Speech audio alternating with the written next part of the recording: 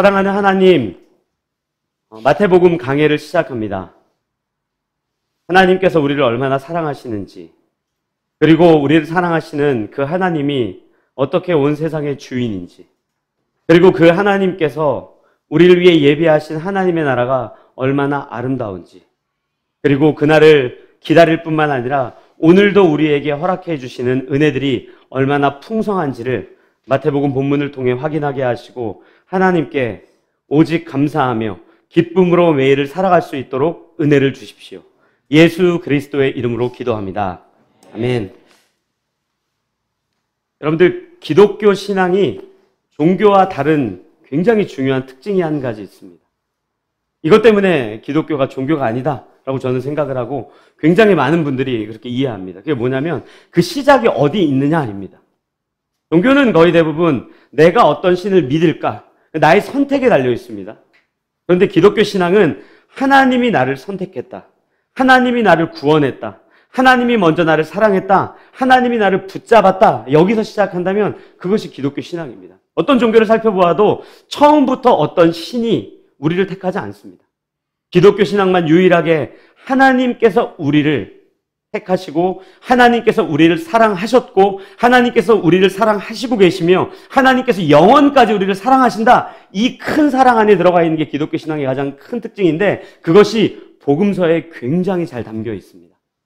특별히 마태복음에는 그 하나님의 사랑이 여러 가지 방법으로 기록되어 있지만 그 중에 한 가지 독특한 특징이 있다면 질문입니다. 예수님이 제자들과 사람들에게 질문을 건네십니다.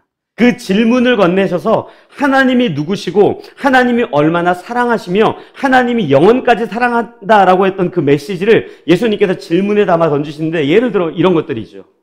풍랑 가운데 불안해하고 있는 제자들이 막 두려워하고 큰일 났다, 이제 우리 죽게 되었다 그러자 예수님이 이렇게 질문해요. 너희들의 믿음이 어디 있느냐? 이렇게 질문해요. 그러니까 믿음이 왜 없냐? 이렇게 질문하지 않아요. 너희들 왜 그렇게 불안해하냐? 이렇게 질문하지 않습니다. 어디 있느냐라고 질문해요. 왜요? 그 제자들은 그때 당시에 바람이 불어 풍랑이 일고 배에 물이 들어와서 이제 곧 가라앉을지도 모르는 그 문제 앞에 서 있었기 때문에 예수님께서 네 믿음이 어디 있느냐라는 질문을 통해, 야, 바람과 파도와 물에 차고 있는 배와 불안한 너희들을 바라보지 말고 너희와 함께하고 있는 예수 그리스도 나를 바라봐라 라고 하면서 그 시선을, 그 믿음을 돌려서 예수님을 바라보라. 왜요? 그 예수님이 온 세상의 주인이며 그 예수님이 수많은 제자들을 사랑하기 때문에 예수님을 바라봐라. 이렇게 그 질문을 통해 시선을 바꾸어 놓습니다. 또 그것뿐이 아니라 예수님의 제자들이 나중에 예수님을 가만 보니까 좀 뭔가 부족하거나 불편해 보이는 부분들이 보이는 거예요. 분명히 하나님의 아들이라 그랬고 온 세상의 주인이라고 이야기했는데 기적들도 일으키고 굉장히 뛰어난 가르침을 통해서 변증가로서의 역할도 하면서 모든 사람을 말싸움에서 이기는데, 그럼에도 불구하고 불편한 부분들이 있어서 지금 로마의 황제나 군인들이나 높은 정치인들이 누리고 있었던 여러 가지 문화적인, 물질적인, 권력적인 혜택들, 그것들을 막 바라보고 집중하니까 예수님이 이렇게 질문해요. 너희들 무엇을 보려고 하느냐? 뭐 보고 싶니? 왜요? 그들 마음속에는 보고 싶었던 게 있거든요. 긴 옷을 늘어뜨리고, 요즘 말로 따지면 명품이죠. 명품을 두르고 좋은 집에 살고 평안하게 살고 또 권력을 소유하고 많은 것들을 갖고 있는 그 사람들을 바라보고 있으니까 너희들 뭘 보고 있느냐? 나를 봐라.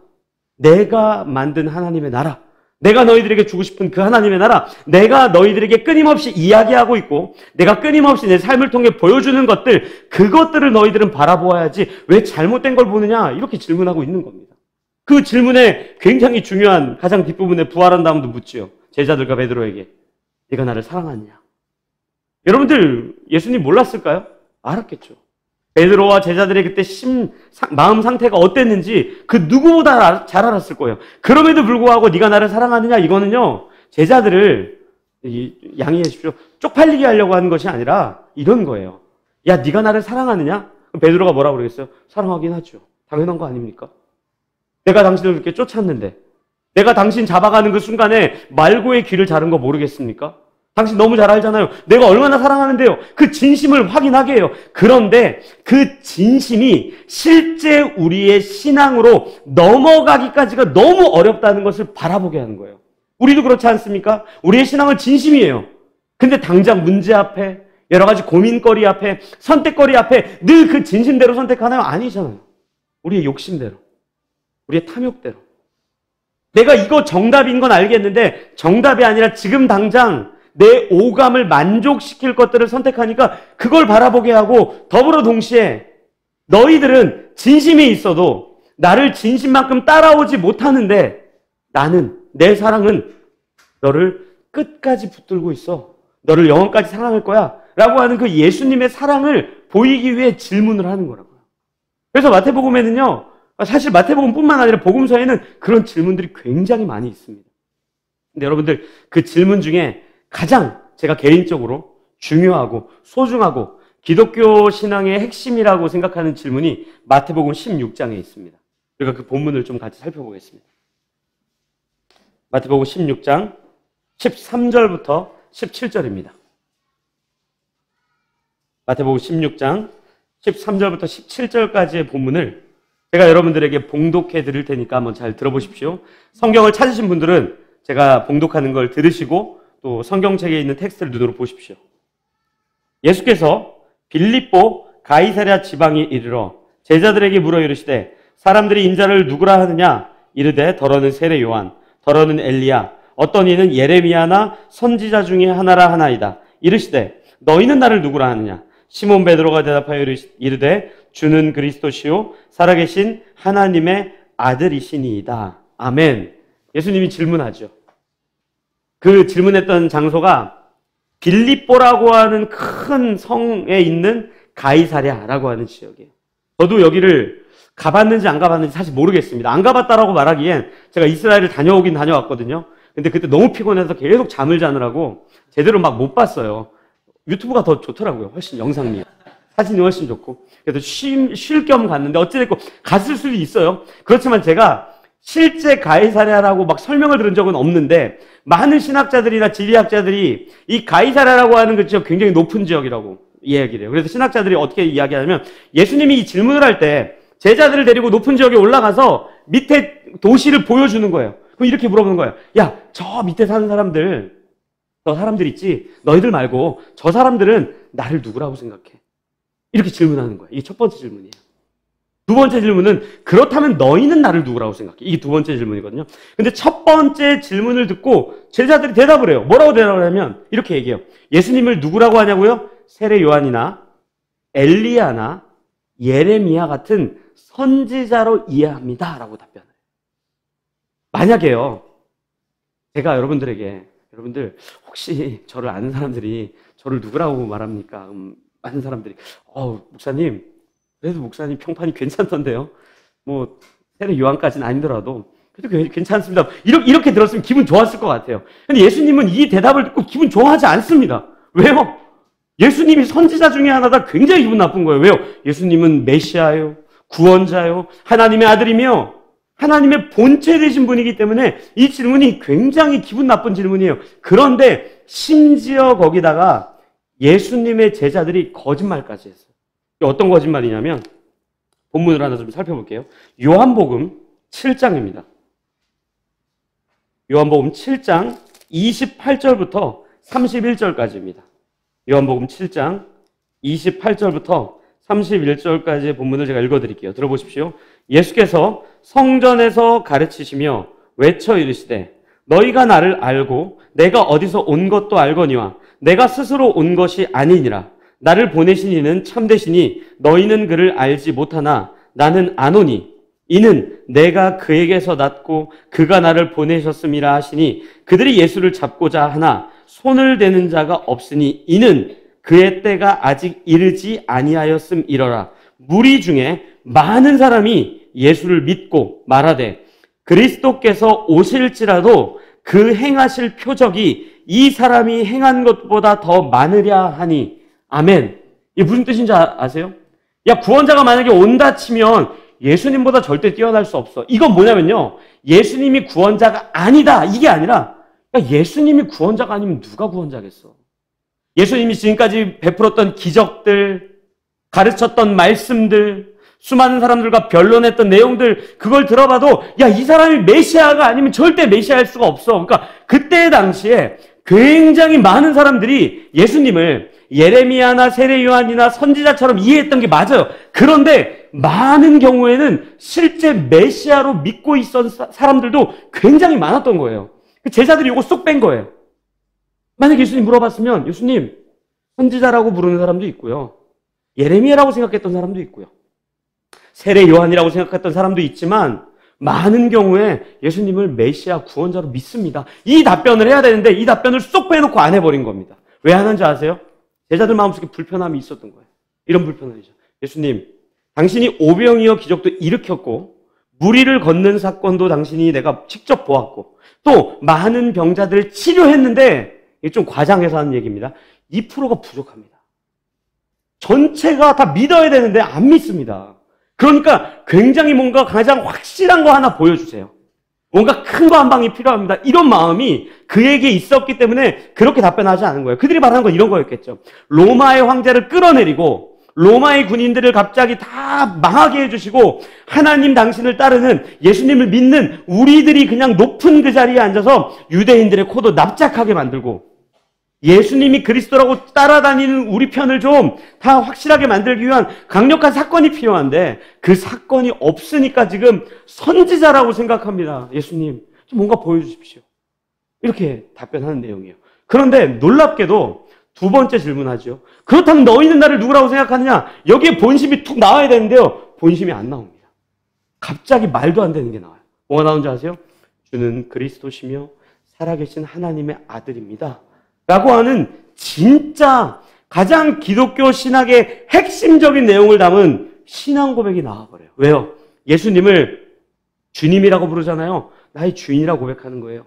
그리스도라고 이야기하잖아요. 당신 구원자입니다. 당신 메시아입니다. 이렇게 이야기하는 거예요. 거기다가 더 나아가서는 살아계신 하나님의 아들입니다. 이 모든 이 큰 문장은요. 이 성경 66권에 나와 있는 예수님은 누구신가에 대한 정확한 답변이 1.1획도 틀린 것이 없는 그 답변을 툭 해버린다고요. 굉장히 놀라운 사건이에요.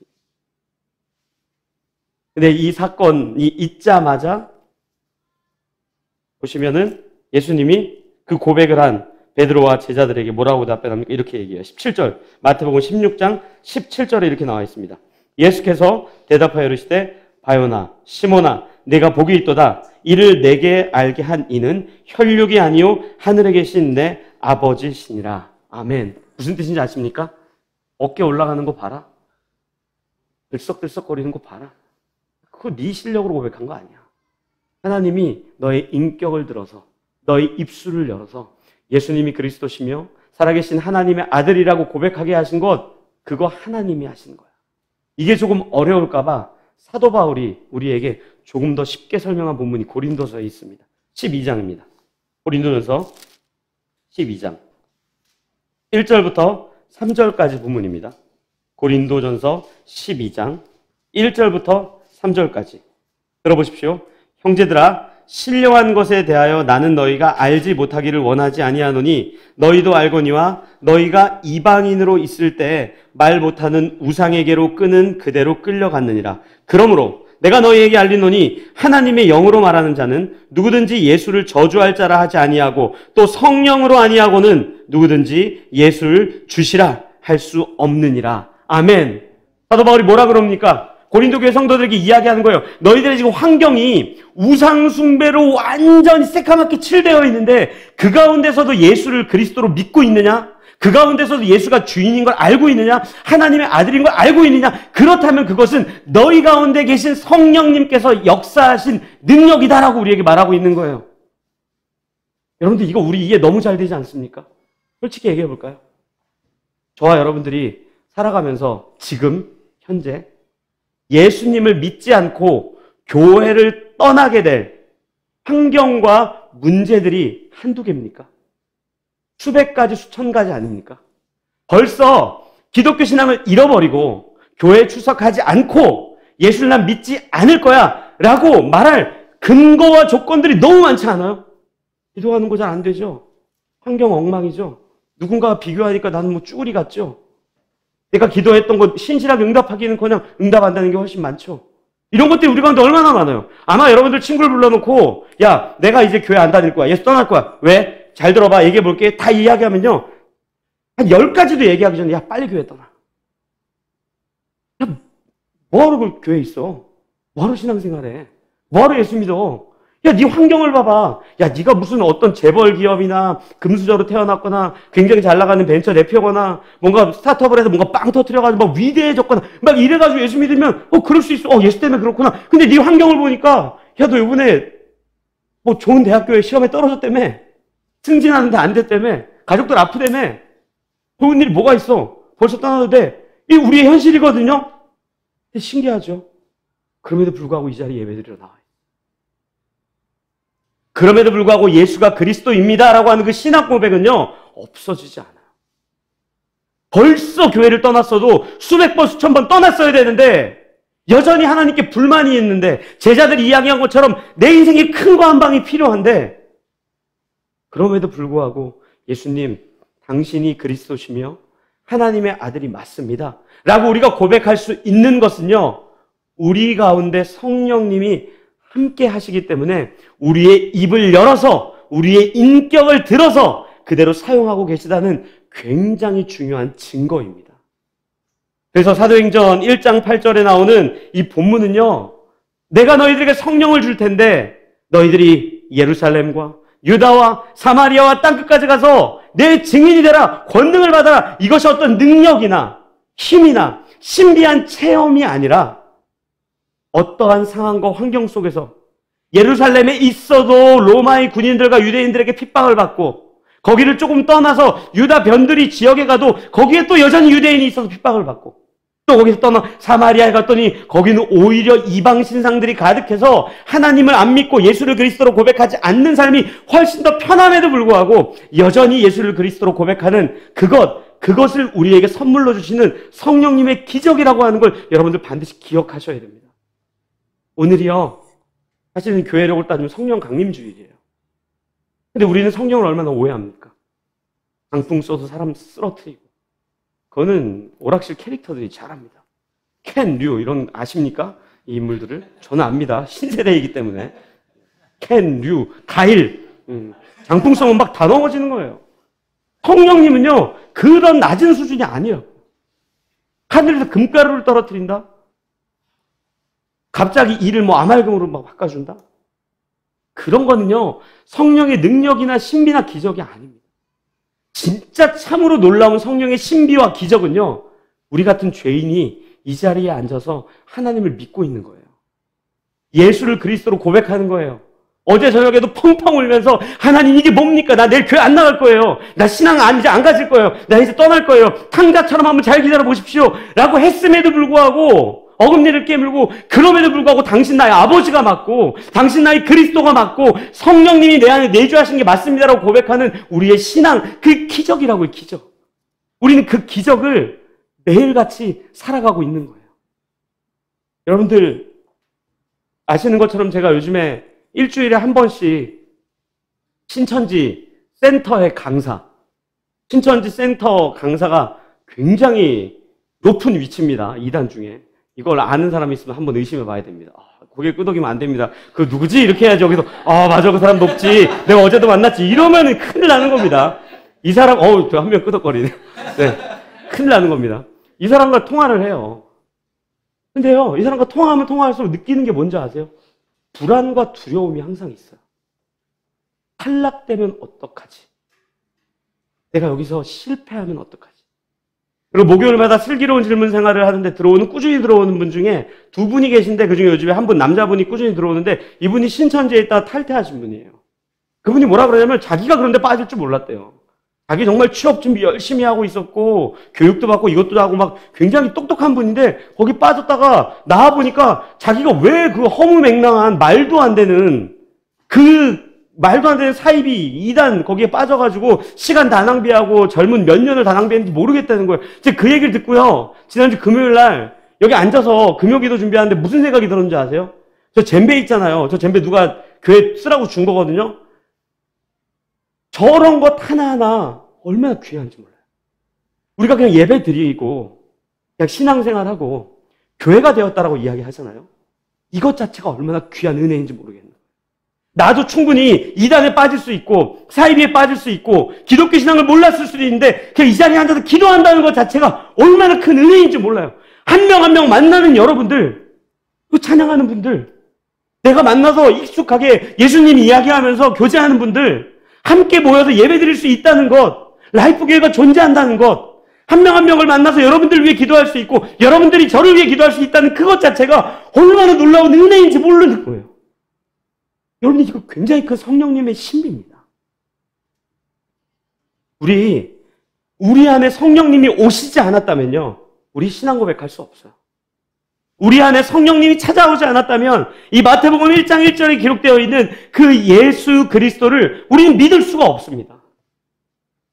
그렇기 때문에 성령님은요, 이미 우리 가운데 계시기 때문에 이 자리에 있는 것이지, 성령님이 어서 오십시오라는 주술적인 건 말도 안 되고요. 나도 좀 장풍 쏘는 능력을 주세요. 나도 좀 뭐 할 수 있는 기적을 베풀어, 이런 게 아니라, 주님, 오늘 내가 예수를 그리스도로 고백하고 하나님이 누구인지를 바르게 인식하며 이 자리에 앉아 예배드릴 수 있는 것, 그것 자체가 말할 수 없는 기적이군요. 내가 우상숭배자가 되지 않고, 내가 이단에 빠지지 않고, 내가 사이비 종교로 가지 않고, 이 자리에 그냥 내가 당신을 찬양할 수 있는 것, 어저께만 하더라도 나는 신앙을 이제 그만하려고 그랬는데 오늘 다시 이 자리에 나와 당신을 크게 찬양하고 있는 것, 이것 참으로 놀라운 기적이군요 라는 마음을 갖고 우리가 성령님 앞에 감사할 수 있는 기도를 얼마든지 할 수 있어야 돼요. 저는 라이프교회 가족들이 주님은 그리스도시며 살아계신 하나님의 아들입니다라는 이 고백이 얼마나 복이 있고 얼마나 놀라운 기적인지를 기억하면서 우리 인생에 매일매일 같이 주님 앞에 고백하는 우리 개인의 신앙 고백이요, 교회의 신앙 고백이 되면 좋겠습니다. 그런데 단순하게요, 우리가 예수님을 고백한다, 이것도 놀라운 은혜지만 사실은 오늘 이 마태복음 1장 1절에 기록되어 있는 아브라함과 다윗의 자손 예수 그리스도의 계보라라고 기록되어 있는 이 예수 그리스도, 우리의 믿음의 대상이 얼마나 큰 은혜인지를 마태복음은 굉장히 잘 설명하고 있습니다. 여러분들 마태복음 1장을 좀 읽어보시면 족보기 때문에 많은 분들이 스킵하는 분들이 있을 텐데, 그럼에도 불구하고 1장 1절에 아브라함과 다윗이 나오고 또 2절에 또 아브라함이 나옵니다. 그러니까 예수님이 어떻게 태어났는지 족보를 쭉 설명할 거면 아브라함 굳이 1절에 한 번 더 설명할 필요 없거든요. 다윗도 설명할 필요 없거든요. 근데 아브라함과 다윗을 한 번 더 언급합니다. 많은 분들이 그래서 아브라함이 위대한 민족의 아버지요, 다윗은 뭐 왕으로서의 어떤 심볼과 같은 대표성을 진다라고 하는데, 사실 그것보다 더 정확한 답변은 하나님께서 아브라함과 다윗에게 직접 연결지어서가 아니고 그 자손들에게가 아니고 아브라함과 다윗에게 직접 약속하신 내용이 있기 때문에 다시 한번 기록한 거예요. 왜요? 유대인들에게는 이 아브라함과 다윗이 굉장히 훌륭한 조상이기 때문에 그들께서 하나님께서 한 약속을 다시 한번 상기시키기 위해, 그러니까 창세기에 기록되어 있는 언약의 내용들, 또 사무엘서에 기록되어 있는 다윗을 향한 언약의 내용들, 이런 것들을 기억나게 하시기 위해서 한 번 더 언급한 건데, 여러분들 읽다 보면요, 굉장히 재미있는 내용이 하나 있습니다. 창세기 22장을 좀 아브라함에 대해서 한 구절만 좀 살펴보겠습니다. 창세기 22장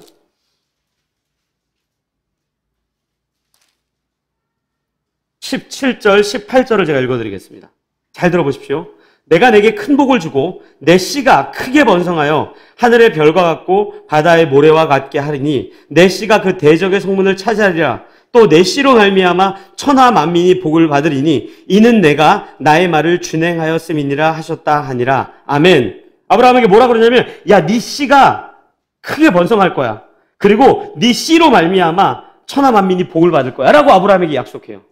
이거 기억하십시오. 그리고 한 구절 더 보겠습니다. 사무엘하 7장입니다. 사무엘하 7장. 이건 다윗에게 한 약속입니다. 12절입니다.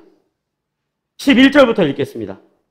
전에 내가 사사에게 명령하여 내 백성 이스라엘을 다스리던 때와 같지 아니하게 하고 너를 모든 원수에서 벗어나 편히 쉬게 하리라. 여호와가 또 내게 이르노니 여호와가 너를 위하여 집을 짓고 내 수완이 차서 내 조상들과 함께 누울 때 내가 네 몸에서 날 내 씨를 내 뒤에 세워 그의 나라를 견고하게 하리라. 아멘. 이게 다윗에게 한 약속이거든요. 그럼 여러분들 한번 생각해 보십시오. 아브라함에게도 다윗에게도 똑같이 이야기했어요.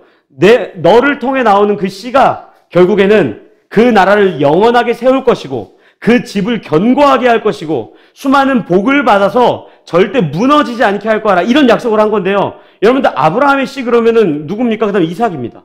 야곱이에요? 유다예요? 여러분들 생각해 보세요. 이삭과 야곱과 유다가 뭐 한 일이 있습니까? 이삭이 그 나라를 영원히 끌고 가나요? 벌써 그 이스라엘 멸망했죠. 그 다윗의 아들은요? 압살롬은 쿠데타를 일으켰기 때문에 아니라고 치고 그럼 솔로몬이 그 아들인데요. 오히려 솔로몬 때의 이스라엘 나라가 멸망했어요. 무너져 버렸다고요. 이제 감이 오시죠? 여기서 말하는 약속은 아브라함 때부터 다윗의 때부터 예수 그리스도를 이야기하는 거예요. 아브라함으로 하다 안 되니까 이삭을 한번 해볼까? 이삭을 하다 안 되니까 야곱을 한번 해볼까? 아니야, 유다가 날까? 야, 다윗은 좀 뭔가 부족하고 솔로몬? 아니야. 이게 아니라 하나님께서 아브라함과 다윗에게 처음 약속할 그때부터 예수 그리스도로 말미암아 영원한 복과 그 나라와 하나님의 나라의 정말 불변함을 설명했던 약속이 마태복음 1장 1절을 통해 유대인들과 신앙생활이 너무나도 익숙한 우리에게 다시 한번 전달하고 있는 메시지입니다. 이거를 바울이에요. 생각해보니까. 바울이 갈라디아 교회 성도들에게 굉장히 쉽게 설명한 본문이 있습니다. 갈라디아 3장 16절입니다. 한번 들으면 바로 이해가 됩니다. 들어보십시오. 이 약속들은 아브라함과 그 자손에게 말씀하신 것인데 여럿을 가리켜 그 자손들이라 하지 아니하시고 오직 한 사람을 가리켜 내 자손이라 하셨으니 곧 그리스도라. 아멘. 그 내용이 마태복음 1장 1절에 기록되어 있는 겁니다. 우리가 성경을 볼 때 참으로 예수님께 집중하십니까? 아니면 아브라함과 다윗과 같은 인물을 훨씬 더 흠모하고 사랑하십니까? 2024년 이 시대를 살아갈 때 교회 문을 열고 나가보십시오. 세상은요, 아브라함과 같은 사람 10명, 다윗과 같은 사람 한두 명, 베드로와 사도 바울과 같은 사람, 또 목숨 걸고 싸우는 스데반 같은 사람 몇 명이면요, 회사 세우고 남습니다. 큰 성공을 이룰 겁니다. 근데 교회는 아닙니다. 교회는 아브라함과 다윗과 베드로와 바울, 스데반과 같은 사람들로 세워지지 않습니다. 물론 우리의 인생은 아브라함이 행했던 그 헌신과 다윗이 내디뎠던 그 발걸음과 사도 바울의 열심을 다 본받고 그 길을 가려고 노력해야 됩니다. 하나님이 귀하게 보십니다. 하지만 그것하고 그것으로 말미암아 교회가 세워지는 것은 절대 아니에요. 교회는요, 예수 그리스도 때문에 든든히 세워지는 거예요. 교회는 사람이 세우지 않습니다. 아브라함이 아니라 다윗이 아니라 예수님을 다시 한번 바라보게 하는 이 마태복음을 통해 정말 우리가 이게 2024년 넘어갈 것 같아요. 2025년까지 갈 것 같은데 그때까지 풍성하게 예수 그리스도 한 분이 온전히 드러나서 그 예수님 때문에 기뻐하고 그 예수님을 크게 찬양하는 교회가 되었으면 좋겠어요. 마지막으로 우리 본문 마태복음 16장에 있는 내용이죠. 한 구절만 같이 읽겠습니다. 마태복음 16장 17절과 16절부터 18절까지 다시 한번 읽도록 하겠습니다. 시작. 시몬 베드로가 대답하여 이르되 주는 그리스도시요 살아계신 하나님의 아들이시니이다. 예수께서 대답하여 이르시되 바요나 시몬아 내가 복이 있도다. 이를 내게 알게 한 이는 혈육이 아니요 하늘에 계신 내 아버지시니라. 또 내가 내게 이르노니 너는 베드로라. 내가 이 반석 위에 내 교회를 세우리니 음부의 권세가 이기지 못하리라. 아멘. 이 반석 위에 교회를 세우겠대요. 그리고 음부의 권세가 이기지 못할 거래요. 그러니까 쉽게 얘기하면 교회는 망하지 않는다는 거예요. 흔들리지 않는다는 거예요. 견고하게 세워진다는 거예요. 왜요? 베드로 때문이 아닙니다. 베드로가 고백한 그 대상 누구예요? 예수 그리스도. 교회가 왜 흔들리지 않습니까? 교회가 왜 영원합니까? 우리의 신앙이 왜 끝까지 영원할 거라고 여러분들 안심하십니까? 우리가 열심히 예수를 믿기 때문이 아니라 예수가 그리스도이기 때문이에요. 그분이 아브라함과 다윗의 자손으로 오셨기 때문입니다. 하나님께서 아브라함에게, 다윗에게 약속을 하셨기 때문이에요. 그래서 그걸 우리는 언약이라고 이야기해요. 왜요? 계약이 아니거든요. 계약은 갑과 을 중에 한 명이 파기해버리면 그 계약은 쫑납니다. 언약은요, 갑과 을이 함께 하지만 한 명이 파기시킨다 하여도 하나님께서 그 언약을 완성하신다면 이 언약은 유지되기 때문에 그래요. 그래서 창세기 15장에서 하나님께서 아브라함과 언약을 하시며 아브라함을 재우시는 거예요. 아브라함아, 너와 내가 언약하는 거야.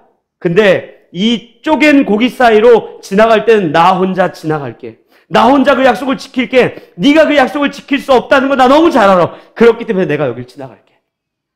그 든든한 신앙 고백 위에 교회가 세워졌기 때문에 우리의 신앙의 유일한 힘은, 능력은 저 같은 사람이 아니라, 목사가 아니라 예수님입니다. 정말 진심을 다해 사랑하는 라이프교회 가족 여러분, 2024년 끝까지 달려가면서 라이프교회 오직 예수 그리스도만 드러났으면 좋겠어요. 예수 그리스도의 그 복음 때문에 기뻐하셨으면 좋겠습니다. 평안을 누렸으면 좋겠습니다. 이단 사이비들이 불안해하는 그 불안이 아니라 진심을 다해 기뻐하고 감사하는 한 해가 되었으면 좋겠어요. 이 시간 우리 두 가지 같이 기도했으면 좋겠는데, 첫 번째는요, 우리 성령 하나님께 먼저 감사했으면 좋겠어요. 주님, 나를 고아와 같이 내버려두지 않고 오늘도 나를 예수님을 믿게 해주시는 거, 내 믿음이 아니라 성령님의 은혜입니다. 그 무엇과도 비교할 수 없는 기적입니다. 한강물이 갈라지는 것보다 위대합니다. 왜요? 한강물 갈라지면요, 한강대교로 건너가면 돼요. 굳이 뭐 한강 걸로 갈 필요도 없습니다. 근데 예수님을 그리스도라고 고백하는 거는요, 성령님이 아니면 할 수 없는 고백이에요. 그래서 우리가 첫 번째는 성령 하나님께 감사하는 기도 드렸으면 좋겠고요. 두 번째는요, 라이프교회 모든 가족이 예수 그리스도로 충만한 한 해 보내게 해달라고, 예수 그리스도로 정말 교회가 꽉 차게 해달라고, 그 은혜로 가득 차게 해달라고, 이 두 가지 기도 제목을 갖고 우리 함께 하나님께 감사하며 간구하며 기도하도록 하겠습니다. 기도하시겠습니다.